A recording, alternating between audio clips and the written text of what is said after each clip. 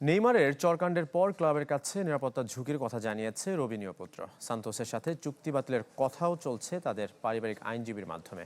এদিকে ঘটনার একদিন পর আনুষ্ঠানিক তদন্ত কমিটি গঠনের কথা জানিয়েছে সান্তোস কর্তৃপক্ষ।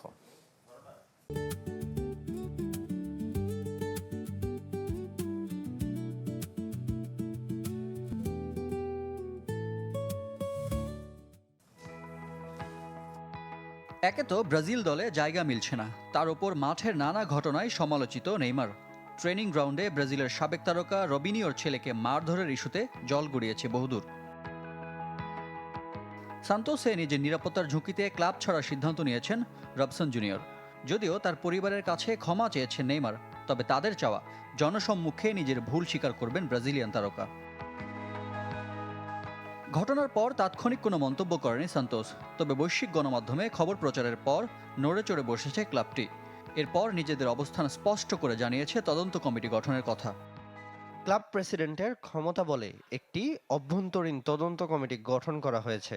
দ্রুত সময়ের মধ্যে তারা ট্রেনিং সেন্টারে ঘটা নেইমার জুনিয়র ও রবসন দি সুজা জুনিয়রের ঘটনাটি তদন্ত করবে।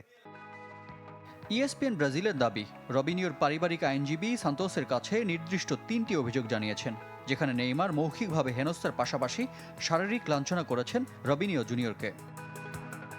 নেইমারের থাপ্পড় কাণ্ডে তার দলে জায়গা পাওয়া যে আরও কঠিন হবে সে কথা মনে করিয়ে দিয়েছেন সাবেক সেলেসাও ফুটবলার ও বর্তমান ইএসপিএন ধারাভাষ্যকার ফ্যাবিও লুইসিয়ানো। চড় মারার মতো এত জঘন্য কাজ করা নেইমারের একদমই উচিত হয়নি। এমন ঘটনা সান্তোসের উপর বাড়তি চাপ তৈরি করবে, একই সাথে জাতীয় দলের উপরও। তাকে সবাই আইডল হিসেবে অনুকরণ করে, এটা তার জন্য ভালো কিছু হয়নি। 18 মে ব্রাজিলের চূড়ান্ত দল ঘোষণা করবেন আনচেলত্তি।